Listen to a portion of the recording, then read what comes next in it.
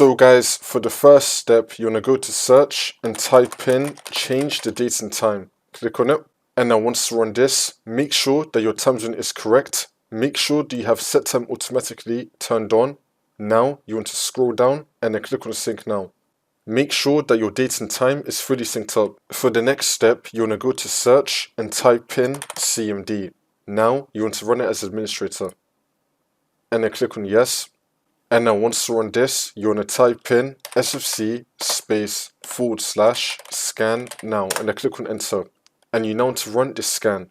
Wait for this to load. I'm going to skip the video to when the scan will be fully completed. And then once that's been done, you want to type in DISM space / online space / cleanup - image space / restore health. And then click on enter.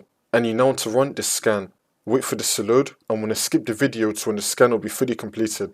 And now once you complete both the scans, for the last step, you want to restart your computer.